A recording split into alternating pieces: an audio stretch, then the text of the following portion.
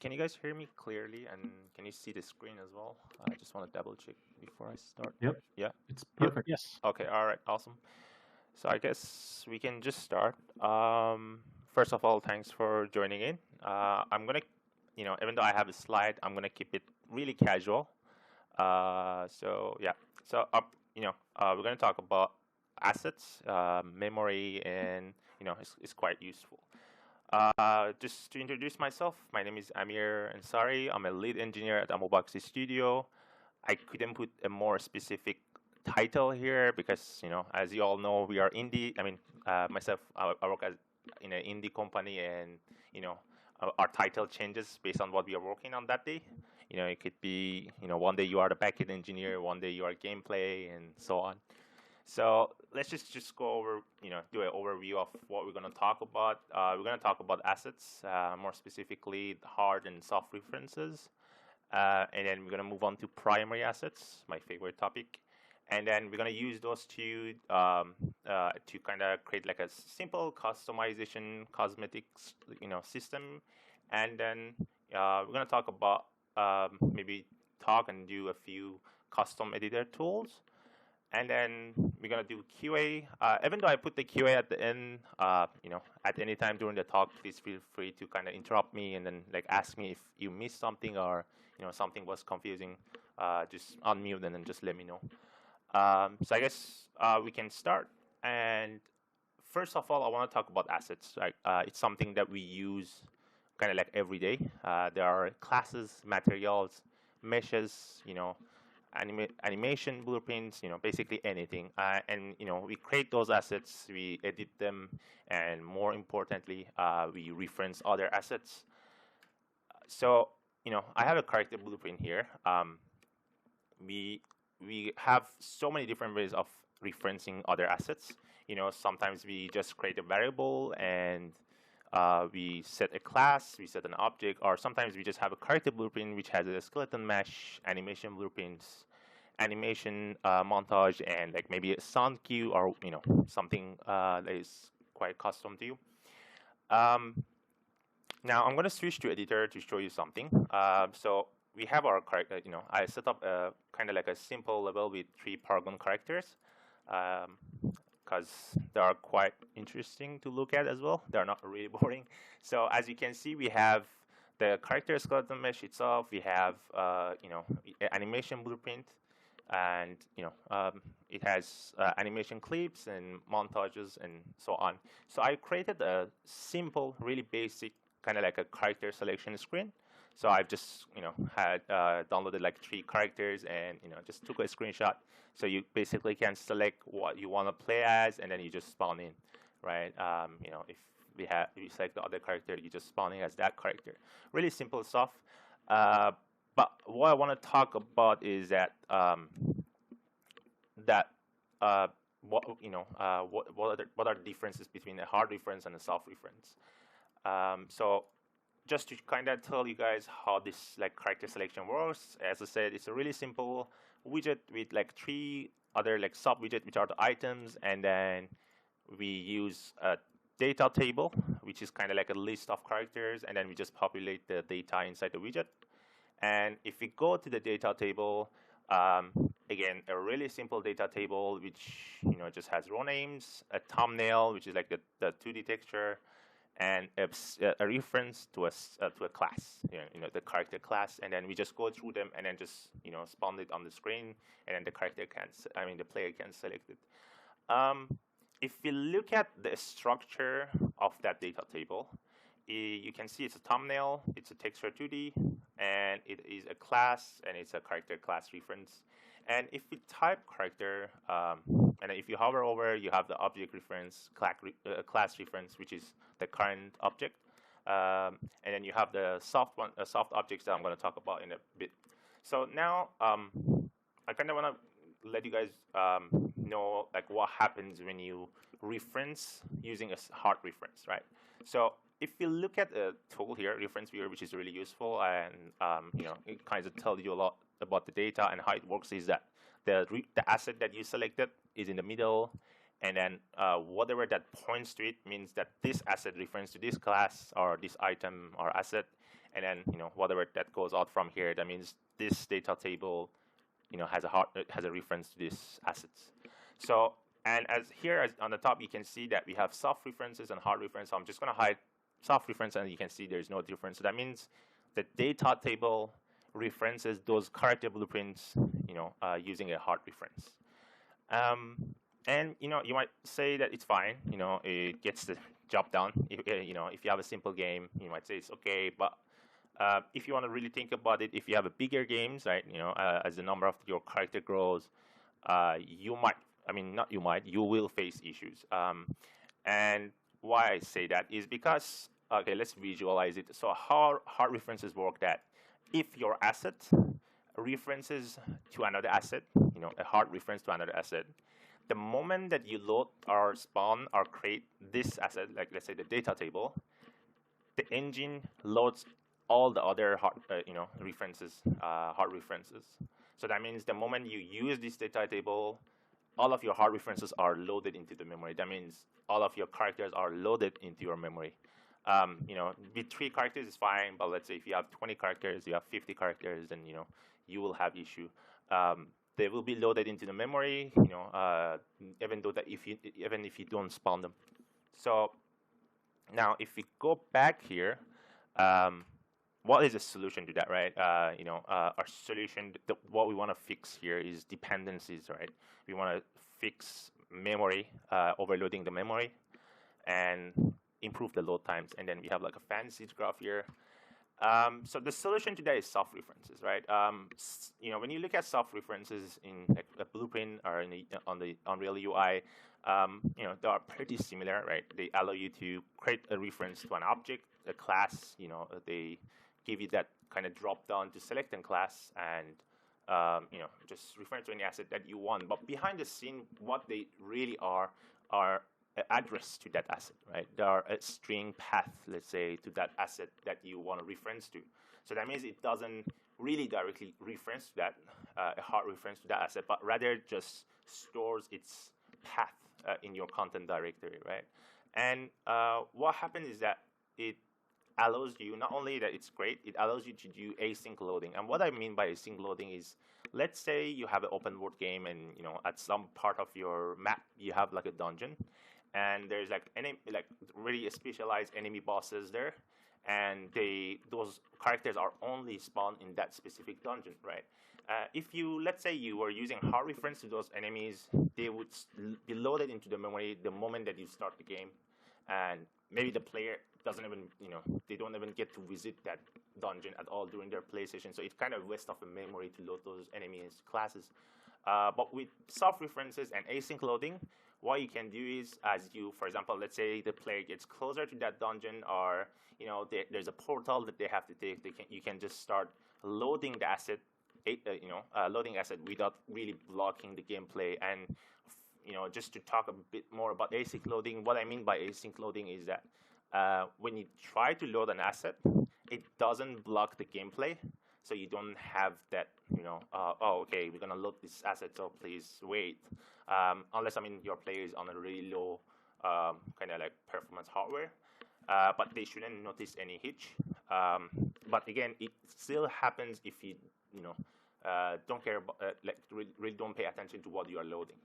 And another good thing about them is that you can load the assets, only when you need them, when you really need them. Again, similar to what I said, the boss of like in the dungeon, right? You only wanna kind of load that boss class or that character only when you want to visit that kind of dungeon, right? It doesn't make sense to kind of load it from the beginning. So I want to give an example, and it's a bit different. But I like to kind of visualize and kind of learn things by examples. So a hard reference, I would compare it to like a cash, right, to money, and a soft reference to an ATM card, or there's so many different type of cards now, so I'm just going to call them ATM cards. And when you have cash, so let's say imagine a scenario when you are going out with your friends for a lunch, for example, and you know that you're going to be spending 10, 20, 30 bucks for your lunch. And would it make sense to carry like $1,000, $2,000 with you at all time, right? It doesn't really make sense, right? Do we need really to carry that much cash? I mean, yes, it would be cool to flex with with all the money you have, but it's not really safe. It doesn't really make sense. It's heavy, it's difficult to carry.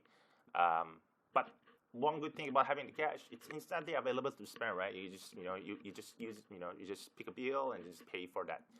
But a soft reference is like an ATM card, right? You don't really have to carry all those cash around. So that means, when you go to the restaurant, when you pay for your food, you just use your card. Yes, it has an extra step. For example, if you have to go to the ATM to withdraw the money, but it really allows you to not really carry that much cash around at all times. So now, if you want to kind of translate this to game development, a hard reference, a cache would be like, hey, I want to load every asset that we have into the memory, right? That's like carrying all the cache all the time. Yes, they are loaded into the memory. You can spawn them at any time, but it overloads your memory. It can cause hitches, right?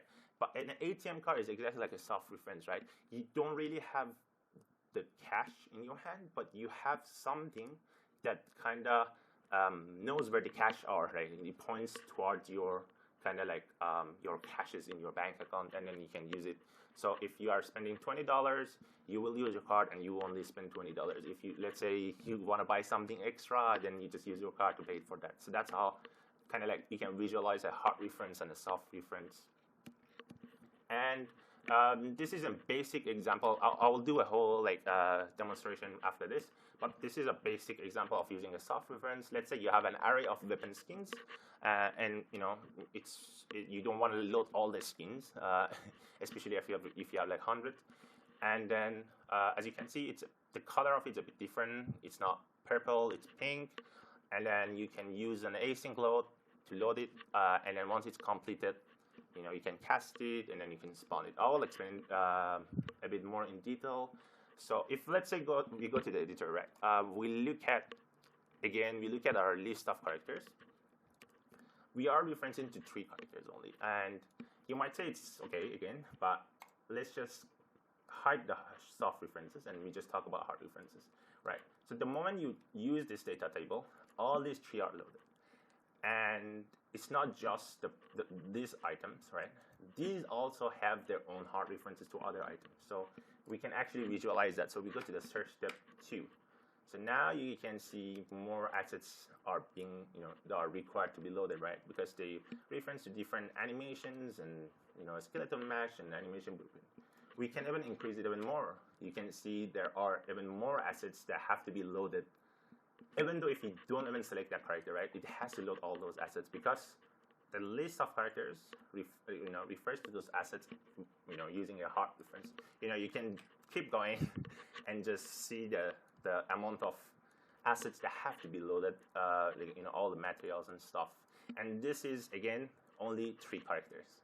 And now you can imagine if you have hundreds of characters, what will happen. So you have to load all those things in the beginning. So how do we solve them? Again, soft references, and I'm going to demonstrate, right? So the first thing we do is we can go to the structure, right? You can do this. You can do this with any variable types. It's available anywhere. You can just type character, and if you hover over them, you can have object. You have your hard references and you have your soft references.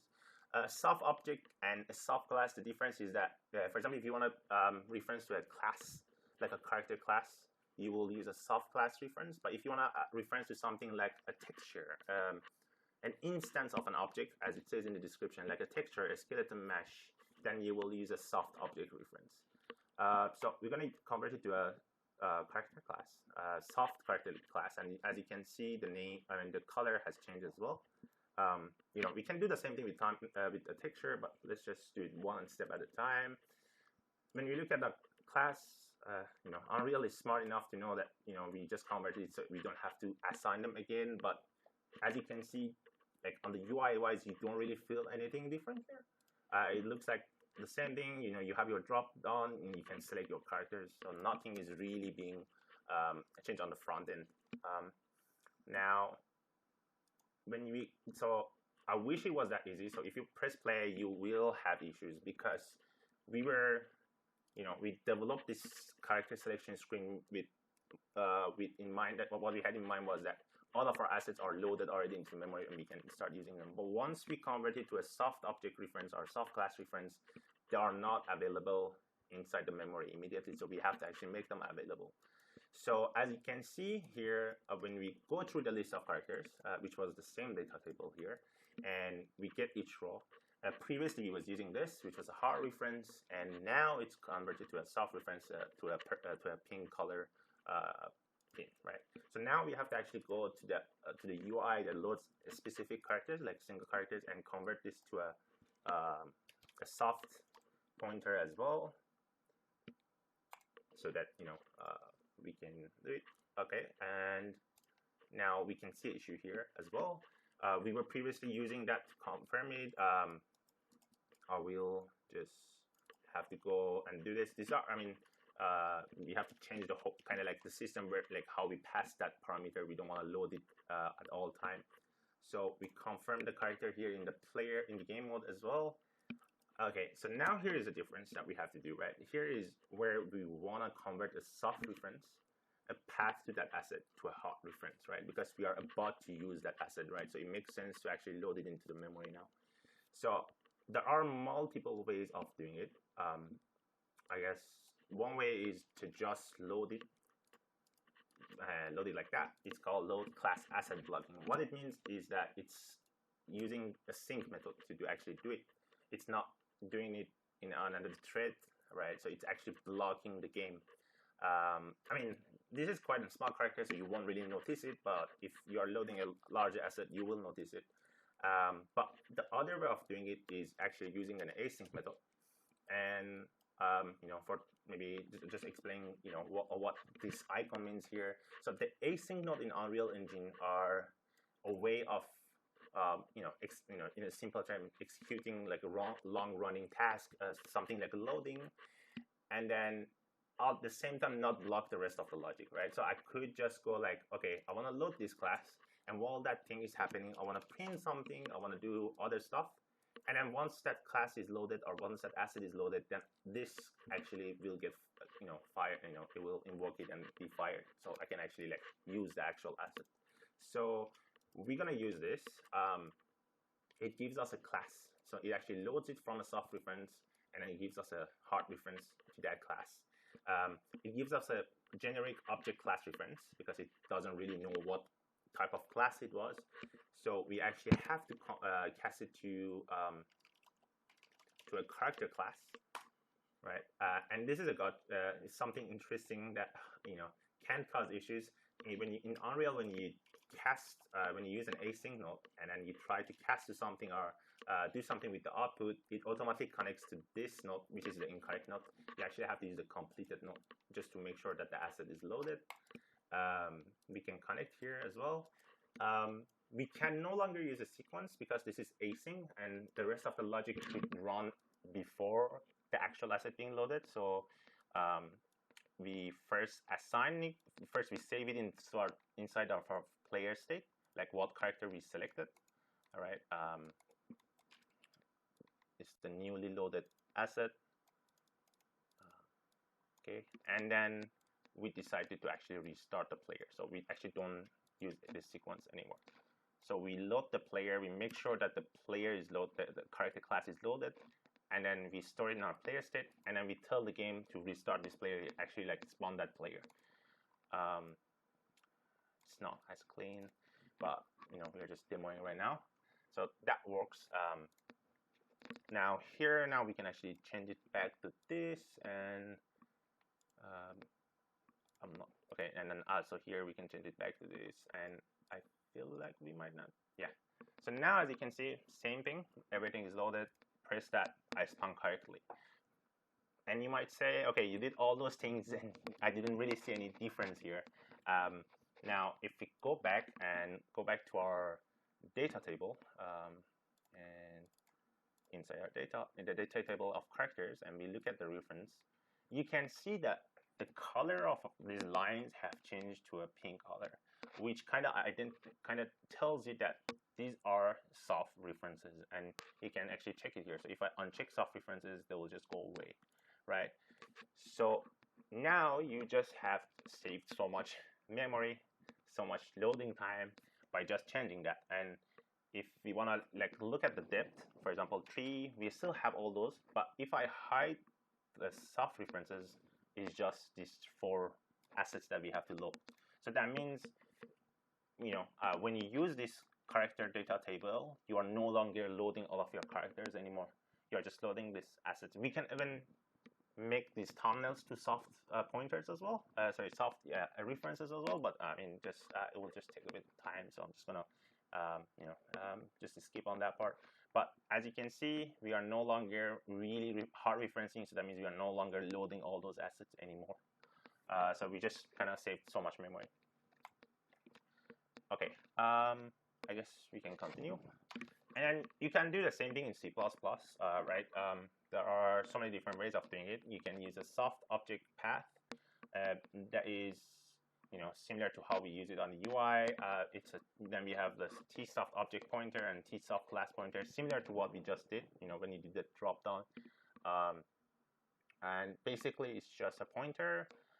Basically, it's just wrapped around the same object here. It just makes sure, the only difference is that it just makes sure that you select the correct class, right? You don't select an animation for a character class. You don't select a widget instead of a character class. That's how you can enforce that shit. I could do a demo of that, but I feel like there's so much more to cover. Maybe if at the end of the kind of like the talk, if you have time, then I will just do the C++ as well.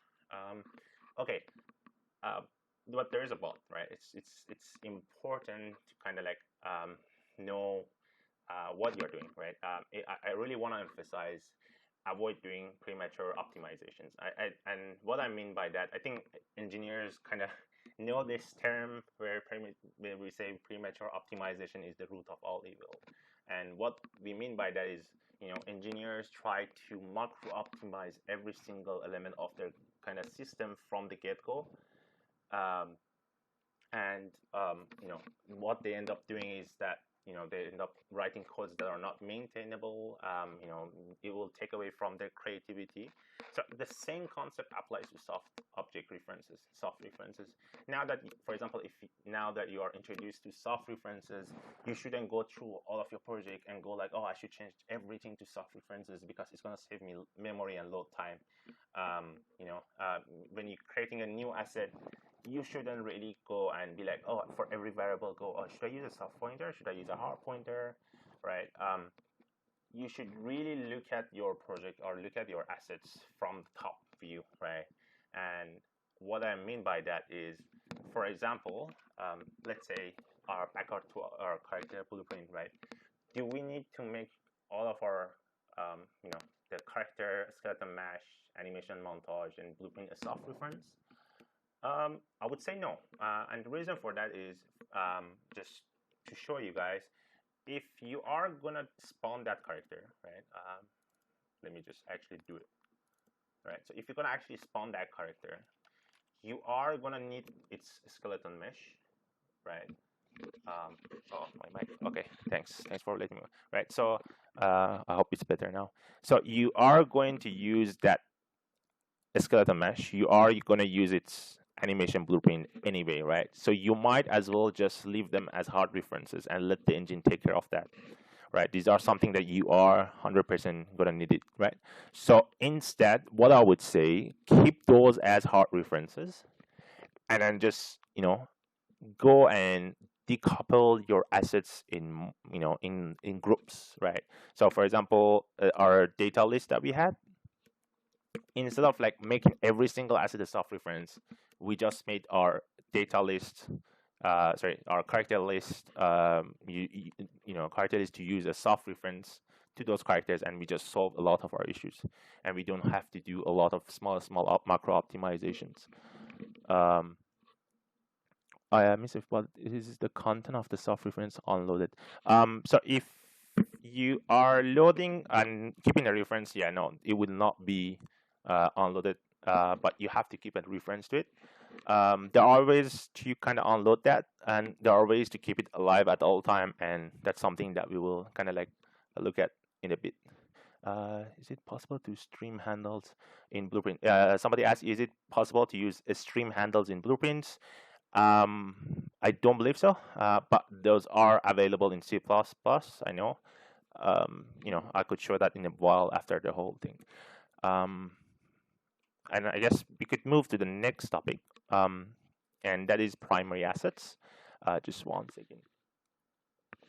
There are primary assets, and these are my favorite. These are primary assets are a powerful tool or a powerful feature that I think you should use, right? Primary assets are all about asset discovery, right? They're all about discovering, scanning assets, querying assets, and I'm going to start by explaining one of its main actors, right? One of its main components, and that is an asset manager, right? An asset manager is a global object that already exists in your editor and runtime, right? You don't have to actually do anything. Like whenever you have a project, it automatically has an asset manager, and it is a native class. But if you require to do any custom logics, you can definitely override that, and it can be definitely customized. And its main purpose is to scan. Its main purpose is to query assets, and I explain what I mean by query later on. And it's you can access asset, you can discover assets, and you can load assets, right? And it gives you the ability to not really care where your assets are, but actually be able to access them anytime you want. So how would you do that, right? How would you, if you don't have a reference, if you don't have the path to that asset, how would you actually, access that asset and load it? And we do that by using a primary asset ID, right? It's a unique ID that we assign to those assets, and whenever we need them, we just call the asset manager and tell that, hey, I want that asset with this ID, and then the asset manager does the job and give it to you. So a primary asset ID is just simply a type and a name, right? It consists of a type and a name, and its job is to uniquely identify the assets, right? The type is just a logical type of the object, right? It could be a character, you could name it a map, skin, a weapon, right? Those are like a category, a type. And then for the name of the object, you can use the actual name. You can use, like, for example, Revenant, the character, or DDoS tree, totally not referencing any popular map in an FPS game. But what you have to make sure is that the combination of the type and the name should form a unique ID. So what I mean by that, so we have the primary asset type, and then we have the primary asset name. An example of that is character. That's the type. Revenant is the name of that asset. Map, and then DDoS tree. And I want to give an example of like why do we need the type, right? Why not just use the ID, right? Back again to my examples.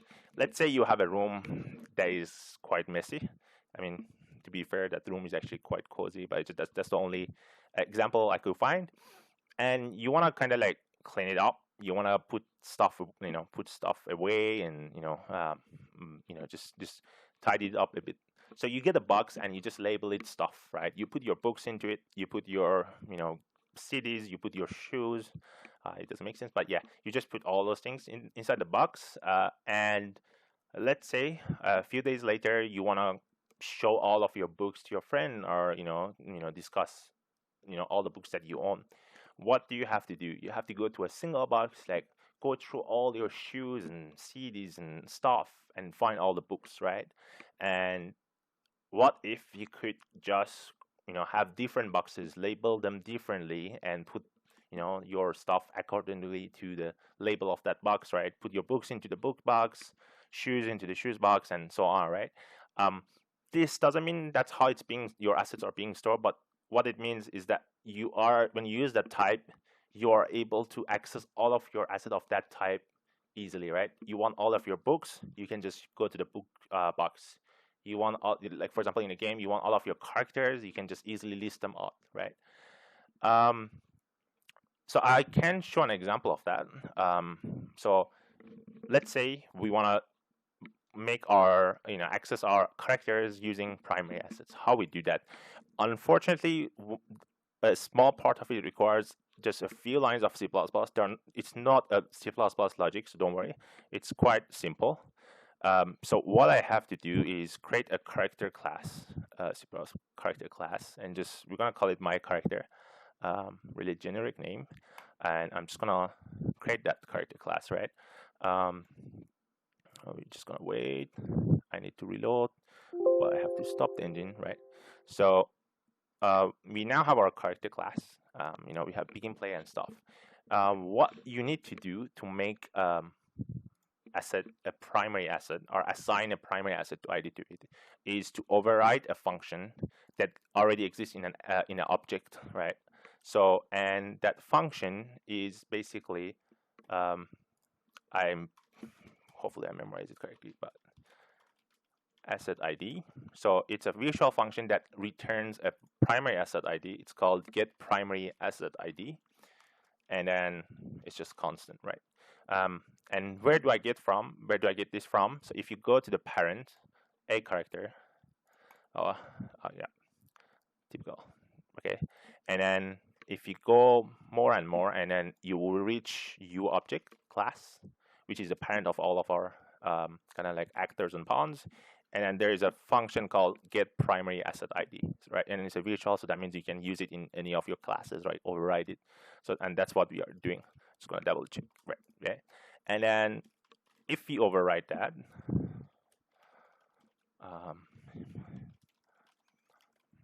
right? Get primary asset. I just missed the return type. It's fine. I'll just copy that back. Right. So it requires a primary asset ID, what we just talked about, right? It's a combination of a type and a name. So you can actually return that structure.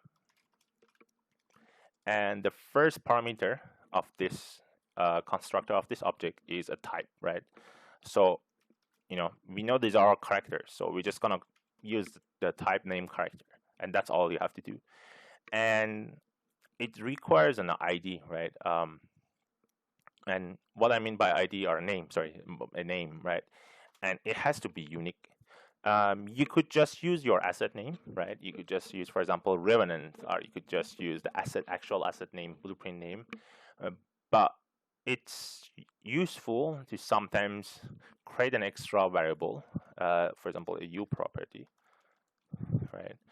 Make it blueprint read write, make it edit default. So this basically are just, for those who do not do C++, I feel like it's a bit.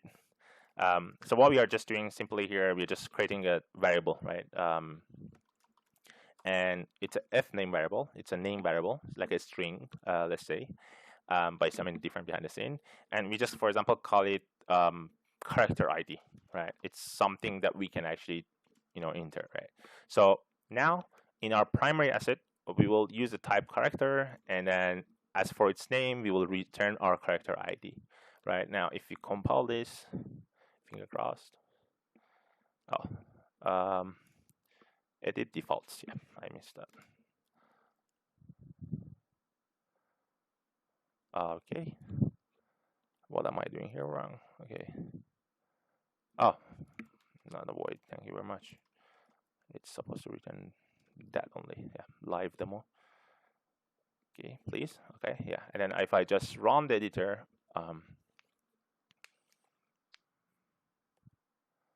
yeah, give me a few seconds. Right, we're back to our editor. And then if we go to our characters, let's say Revenant, or yeah, open the blueprint of it, and we change its parent class to the C++ class that we just created, right? And we compile and save. And now if we go to our class default, we will see we have now an extra property called our character ID. And I will just simply use Revenant because it's quite convenient, and we can easily find it. And now basically you just created a primary asset ID that is assigned to this character. And if you go to your, and the way that you can see all of your primary assets IDs are, if you go to tools, audit, asset audit, and then use, oh, sorry, one more step that is important is you have to tell your asset manager to where to look for these items, right, or characters. And the way that you do that is in project settings, and then maps and mode. Under asset manager, you have a primary asset types to scan, right? The engine already has maps and other things, so you want to add one, and then the primary asset type we just created character, the base class, my character, the C++ class, and then yes, it has a blueprint. And where can we find them? Like what directory should I look into? We can just tell it to look into characters because there might be multiple characters. And one caveat here is that when you're using primary assets, you are not actually like using any hard references, right? So let's say if nothing in your game references to Revenant, right? Uh, the, the engine will not package or cook that player character or that asset into the final build, right? So what you can do is in primary assets, you can just say, okay, the cook rule is always cook. So that means regardless whether you have assets or not, you can cook it, or you can say, okay, only cook these assets in development builds, or specific ones that you want to do. And now that it's set, if we go back to our audit tool, now we have an extra type, and when we do characters, we can already see our Revenant player asset is already, already been scanned. Its type is character, its primary name is Revenant. Yeah. So now, how do we use this, right? What's the use of this, right? Now let's say I have a blueprint. Let's say I go into the game mode, right? And I want to access all of our characters, right?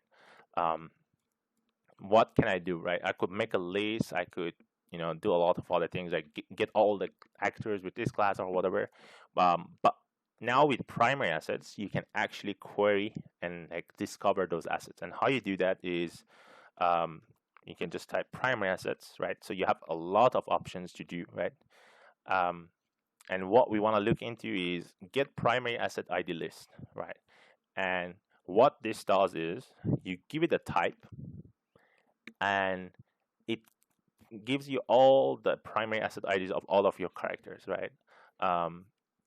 You don't have to now reference it anywhere manually. You can just say, okay, I want all of our characters, and then it just gives you all of their primary assets IDs that it has scanned, and you can just go through them, and then go through them, and then you can see they have type and names, and then, for example, load them if you want, right? You can just load them and then just straight away use them. We could do an example. I'll just do this. Not the best thing, but and on begin play, compile and save, play.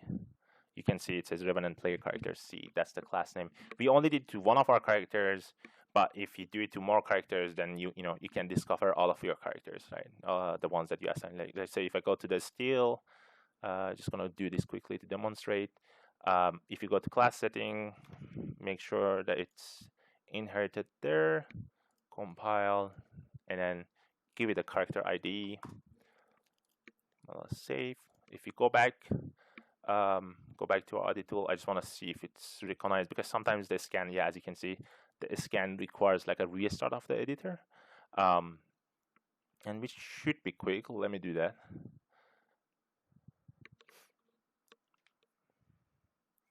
Yeah, because the asset manager, basically how it works is in an editor or in the game, it tries to scan all of your assets on startup, right? Hopefully it worked. If not, then we can just keep it for now. Yeah, there we go. Now we have our steel there as well. So if I press play, you can see both of those characters are printed out. If that was too fast, let me just do it again and give it a longer print time. If I play, you can see both of our assets, and I did not reference to them anywhere in the game, right? I just use their type. Um, so here you can see how powerful primary assets are. You can do more stuff. For example, if you have a class, um, you can actually get their primary asset from their class if you want to do anything. So you pass it to the class, it will give you a primary asset ID. Um, Now we know all this, and you might ask yourself, like, why do we actually need this? And why we actually need the kind of these kind of things is, let's say you wanna, let's say you have a saved game, right? A text file that saves your game, or you have an online game that you have a database that saves what your player character is, right? And for example, you have like thousands of players and they save their player character in the database. And how do you translate the database data into a game, right? Like, how do you actually reference to that asset class? Like, how do you tell the game, okay, this is the asset that you want to do? One way you can do it is, use the actual path, right? So you can actually go here. I could just demonstrate here.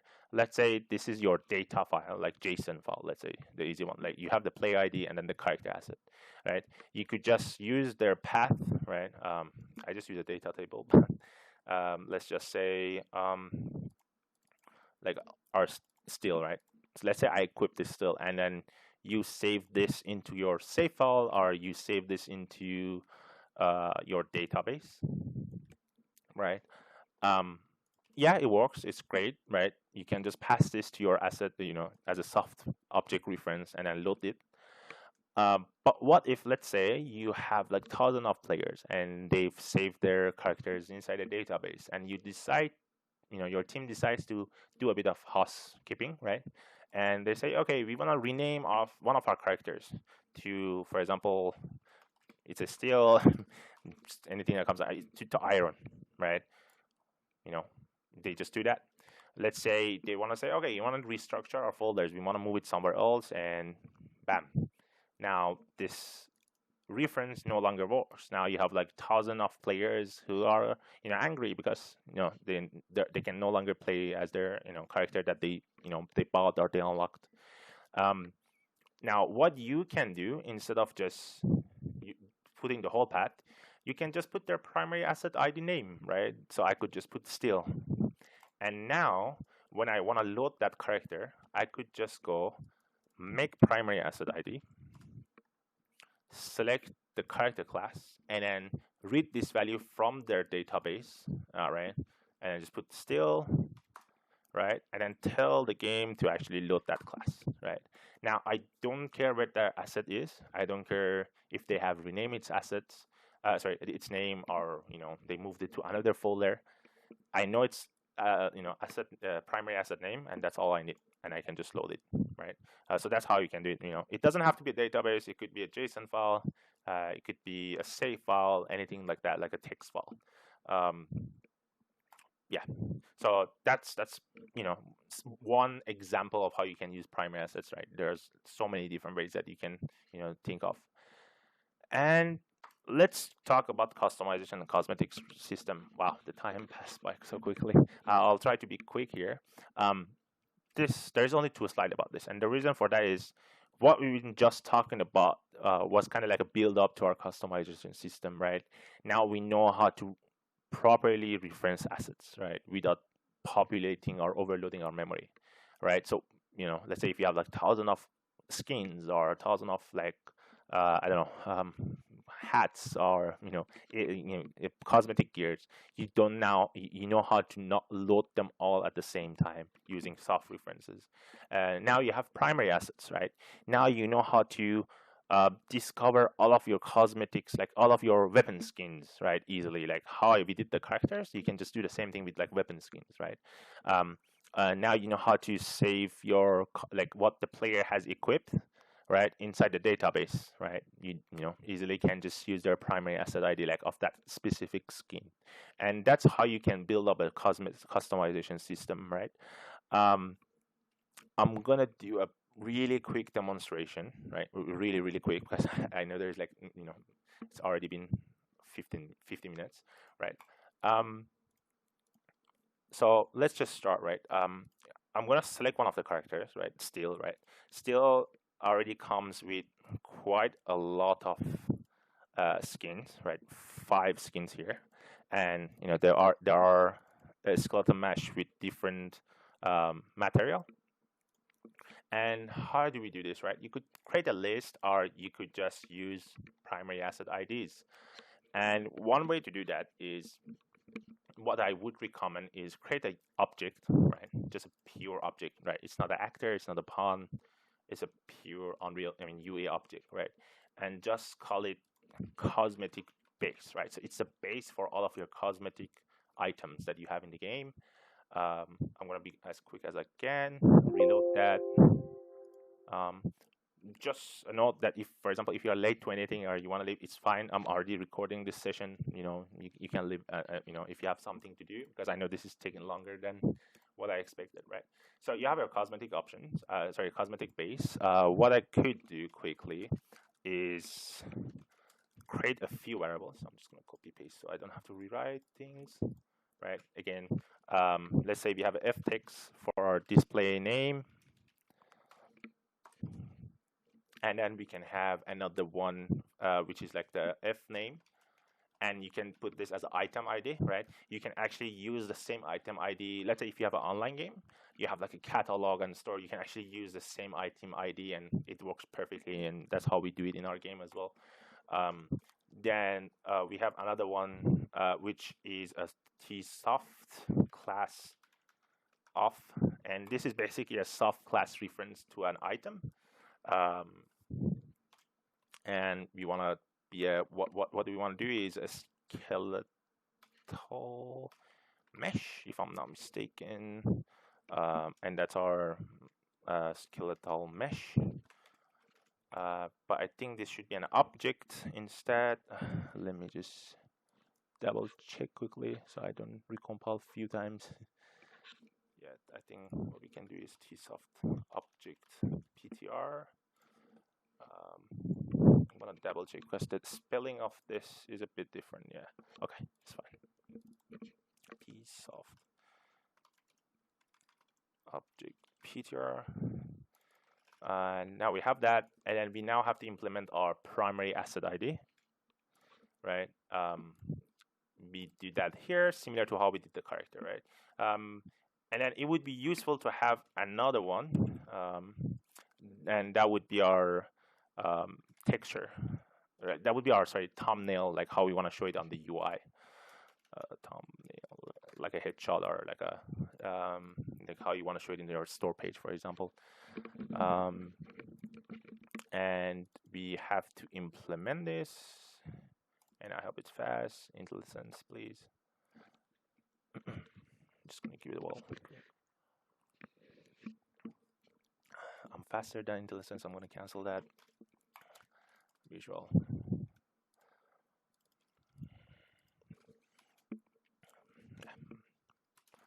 Okay, and then we just do the same thing that we did with our character, how we return an object here, a primary asset ID.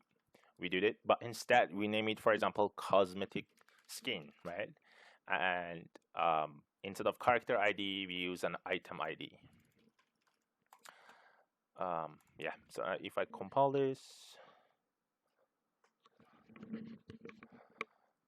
okay, well, first try. Okay, now I just want to double check. Now, if you launch the game, launch the engine.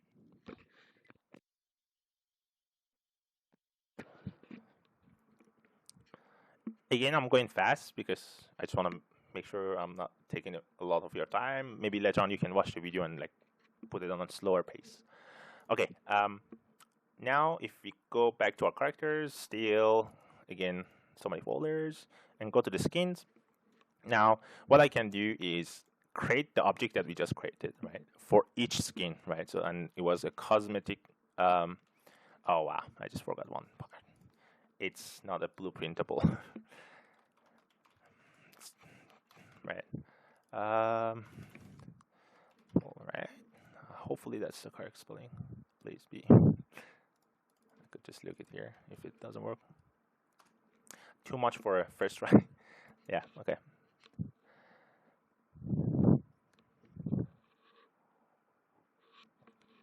essentially, just to explain for those who don't know what I just did, when you create a C++ class, um, they are not by default. Some of them are not by default available to be used and created in you cannot create a blueprint asset from them. So you have to actually define them. Now you can see I can create it, but I'm a wrong folder. So if I go back to the same folder, still skins. Like let's say we start with ages. Now again, cosmetic base, and we call it, for example, cosmetic skin, and then the name of the skin, right? And now when I open it up, you can see we have a display name, so we can just put anything, right? And then you can put the item ID, and this has to be unique. Now you can select the skeleton mesh of that skin, so it's still ages, and then you can use a thumbnail, but I'm gonna use a default thumbnail for now. I'm not gonna create this for every what do you call it, skin. I'm just gonna create it for 3 of them maybe. I'm just gonna do the same thing, cosmetic skin, black carbon, and black carbon, and probably the same. So I'm just setting up a different type of skins, right? I'm going fast because it's literally doing the same thing. Just created this extra one. Just I think 3 should be enough. Cobalt, right?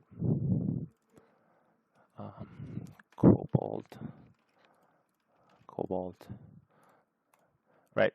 Just to explain one thing, the display name can be anything. It's just it happens to be the same as the item ID, right? So you could go like cool skin, like whatever that you want to do.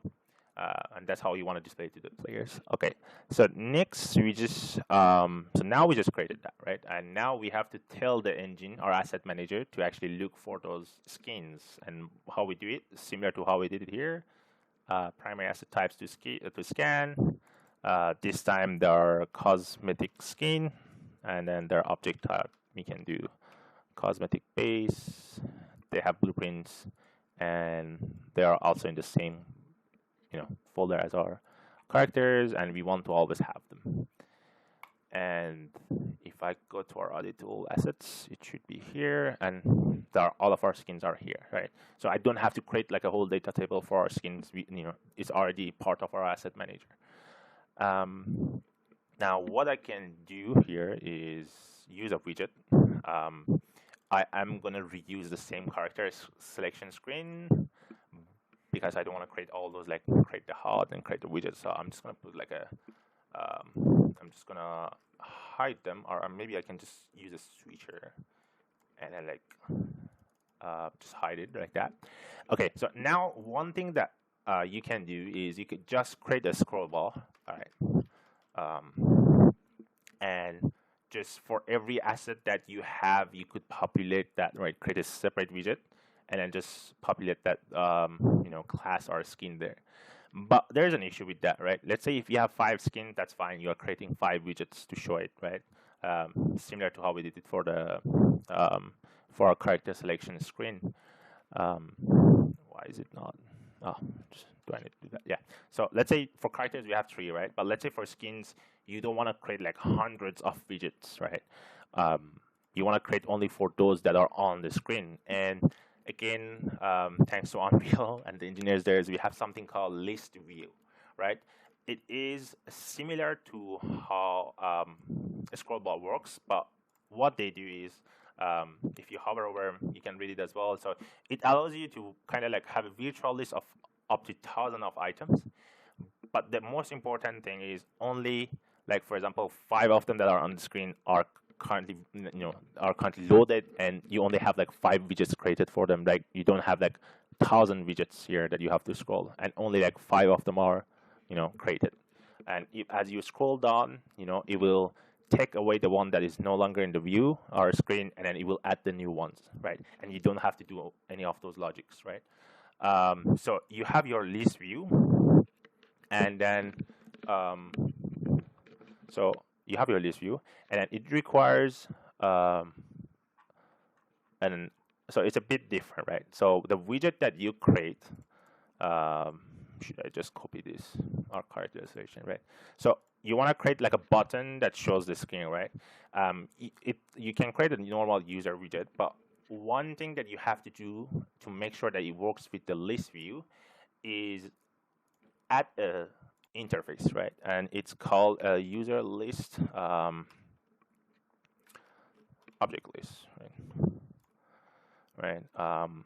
And what it does, it gives you a bunch of interfaces, the functions, right? And what you want to look into is onList item object set, and you want to implement that event. So what this does, right? The moment that this object or the moment that a character skin comes into the view of the player in the scroll bar, this gets called and it passes that skin in, and then now you can actually load it in. Now, what I'm gonna do, because there's a lot more to do, I kind of like pre-did this, I did this before.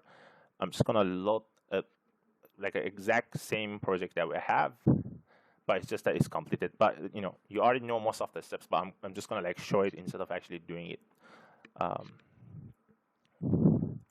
Okay, so if I go to our widget again, like the list that we were just creating, right?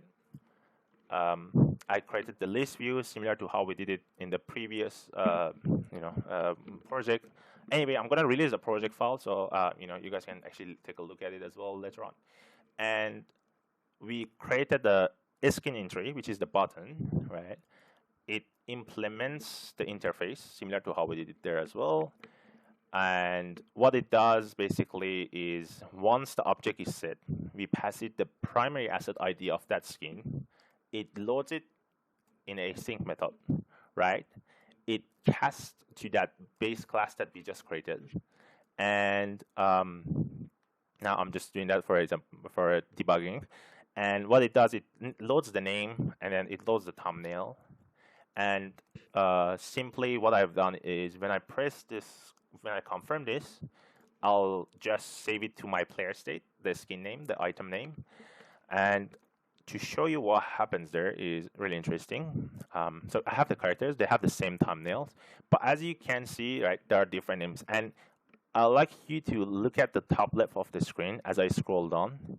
You can see Diesel is now being loaded, which is the next item in the array, right, in the scroll view. Now Doomsday, right, which is the next one. So all of those skins were not loaded initially when I created the list, but they are being created as I scroll down and up, as you can see, right? They're being loaded into the memory and unloaded. And that's, I think, one of the great things that you can use if you have a lot of like objects to show to the players. And yeah, that's one of the great things. And when I select them, for example, this is my skin. When I use, for example, Cobalt, this is my skin, and I load them.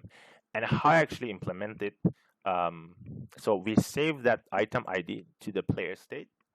And if I go to our, so you can do it in multiple ways. You can do it on your actual character blueprint. Where is it still? Yeah.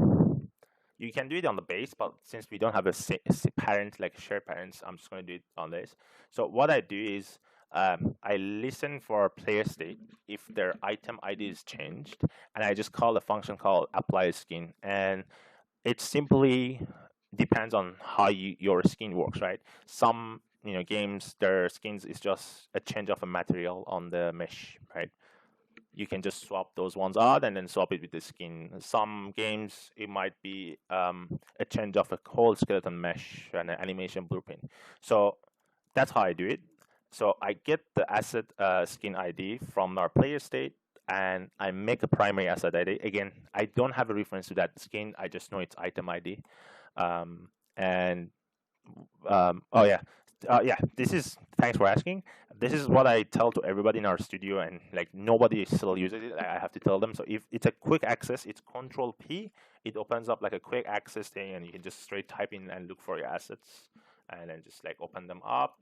The whole like searching here works as well, if I'm not mistaken. So if you want like all of your character You can just do that as well. So that's just a little things that you want to do. Um, Hopefully that answers your question, right? But anyway, I get the selected skin ID, and then just make a primary asset with the same type. Again, I don't have a reference to it. Loads it, cast it to the cosmetic base, and then just get the skeleton mesh, and then load it up again, and then just swap it. Simply swap this for the skeleton mesh. And again, as I said, it depends on how your skin work, and this basically, the simple way of like just swapping a skeleton mesh. Loads only the thumbnails and the UI. Yeah, okay, so that's exactly. So the reason I create, so somebody asked, does it load, for example, only the UI and just the name and the thumbnail? Yes. So the reason I created a separate object for skins, right? This objects that we created, where did I go? Skins, right? Like for example, let's say look at Diesel, right? This object that we created. The reason why I created is that I want you like I don't want the game to load the actual character asset like the skin, the skeleton mesh, but rather like load a data that is quite cheap, right? Um, so it only loads this object. It doesn't actually load the skin. And here we can just put the thumbnail there, and we can put the item name, and it's quite pretty cheap to load. And then once they actually select it, then I actually load the skeleton mesh, right? Um, which is great. So that's how basically a customization system works with what we learn. Again, I will release the project file. You can look into it, in more details. I'm just gonna quickly go over editor stuff. Again, if you have something to do, please feel free to kind of like, you know, if you want to leave, it's fine. You can watch the video again, but I'm gonna talk a bit about the editors and custom editor tools because I kind of promised to talk about this as well. So I'm going to mainly focus on a few things which I found useful. The first of them is editor validation, right? Editor validations are a way of enforcing rules, rules on your assets and developers, right? We all have documentations, right? When a new team member comes in, we can tell them, hey, based on our documentation, all of our materials should start with the name MT underline, or our materials should not exceed like how many like shader instructions. But I mean, who reads documentations? I'm joking. Everybody should read documentation. You shouldn't. The only thing they shouldn't read is like IKEA furniture, like how to set it up. But again, you have deadlines. You have so many new team members. There might be miscommunications, right? And things can, things can not go according to your plan. So you can actually enforce that in engine using editor validation, right? These are data validation rules for assets. They enable you to kind of set up whatever you want inside the engine and enforce that onto like your developers. For example, let's say we want to make sure all of our materials in our projects start with the prefix MT underline, right? And how we can do it, we can go inside editor utilities, right? Editor utility blueprints. It opens a bunch of editor tools, and what you want to look into is editor validator base, right? That's all you want to do, and then you create that blueprint class. You can name it whatever you want, just like UV validate material names. It opens in a different window. Thank you very much. Okay, and it's very simple. You can, but it's actually really powerful. So it has 3 overridable functions, right? You can actually tell whether you have to tell it that I want to only validate materials. I don't care about skeleton mesh. I don't care about materials and such. So you can actually use this. So it tells you, okay, we are validating this asset. Do you want to actually run your logic? You just say, okay, I want to cast 2 materials. Is it a material? Yes, I want to validate it. Is it not a material? I don't care about it. You can just, skip. Now, once you are actually validating material, you actually you actually can use this function because this is what gets actually called, um, and it passes you an asset and a list of errors. Um, Now I have already done it before. It's quite simple again, as I said. Oh yeah. But what we do is we get the asset, right?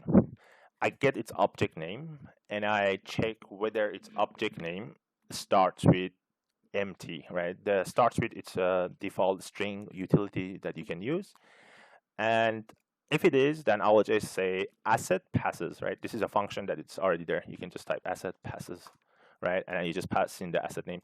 Another thing, maybe some people might not know, when you have a function and parameters, you don't actually have to drag the whole thing and add it there. All of those are available if you just, if I can type actually, all of those are available to be used like a blueprint node, like all of your things there. Just a quick maybe tip. So anyway, so we call asset passes and then we pass in that asset, and then we just say, okay, the thing is valid. You can just pass that in. But if it fails, we can actually customize a message, right? We can say asset type material name should start with empty prefix. And this is what our developers will see. And we just say asset fails, and then it is an invalid. Um, Now, I've spent days getting it to work, or hours, and it simply wouldn't just work, right? And thanks to Alex Stevens, he's an ex and Unreal developer. You can follow him on Twitch called Milky Engineer, and he tweeted about this that you have to add this line be allow blueprint validators equal to true in your default editor for them to actually work. But this option is nowhere inside any of the UIs inside the actual engine, so it's a kind of like a, I don't know, unknown thing. So now if I, for example, have a material that starts with M, I try to save it, I get this window, it says validation failed, and if I look at it, I can see my message that I put in the blueprint. Asset type material name should start with empty prefix. Again, this is just a simple name check.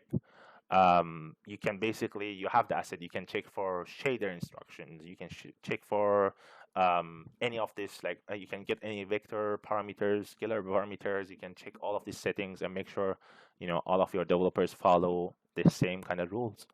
So yeah, that's asset validation. Quickly, this is just how to create it. Editor utility widgets, right? Before, we used to have to use C++ to create any widgets that can be used as a tool. But now, with the introduction of editor utility widgets, which you can actually go editor utility, the editor utility widgets, and you can actually, it's just like a normal widget. And you can add, for example, buttons here. You can add text and whatever you want to add. And then if you actually go here, you have an extra option, run it, you actually get a window with your text and buttons. And you can basically create any tools that you want to create, right? Again, since time is running out, I created a quick tool to get a character class and take a picture of them like a thumbnail, right? So I will have this, right? I will run the tool. I want to like say I want to. We have like so many characters that I want.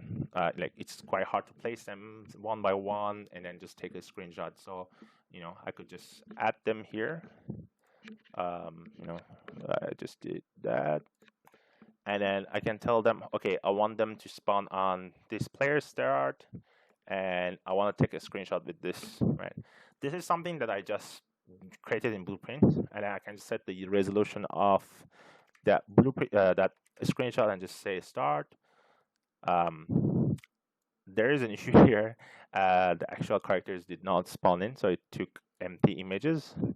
But I mean, probably there's something that I'm missing here that we could fix. But again, since the time is running out, maybe you guys can look at the project later on.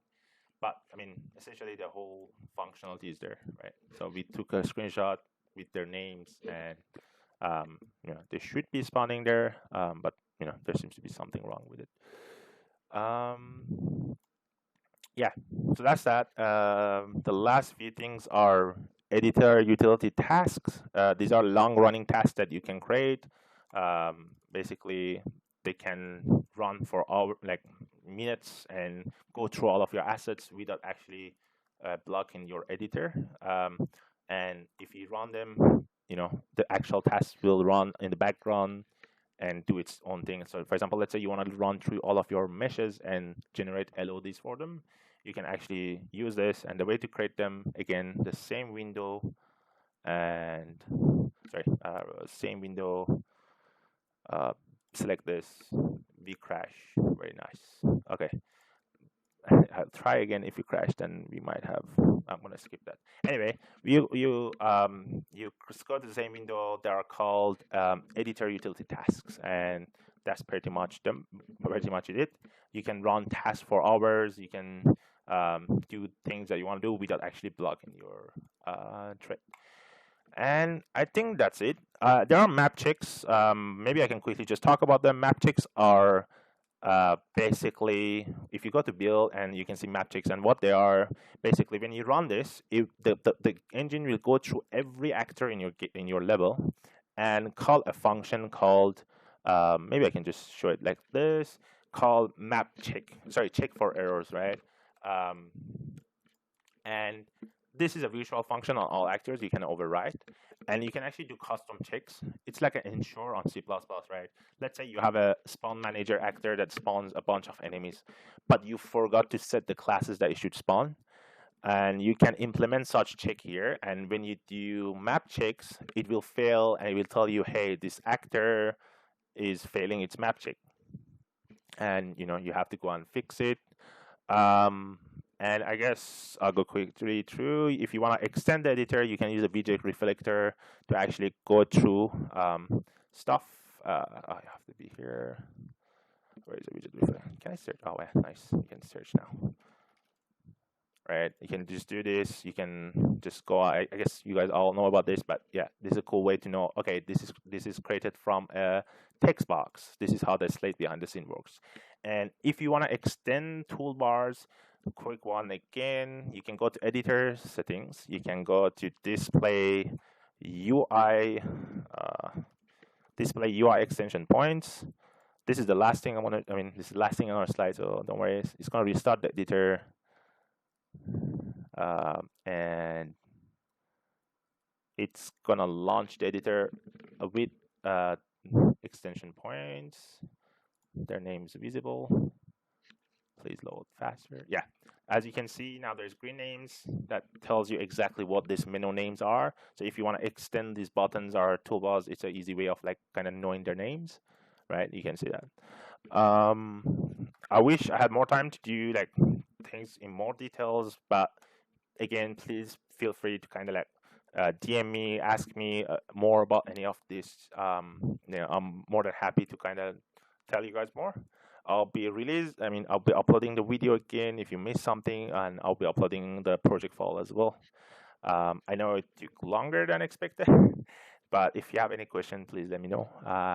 You can ask it now. If not, then if you have any question in the future, again, ask me as well. Yeah, but that's pretty much all.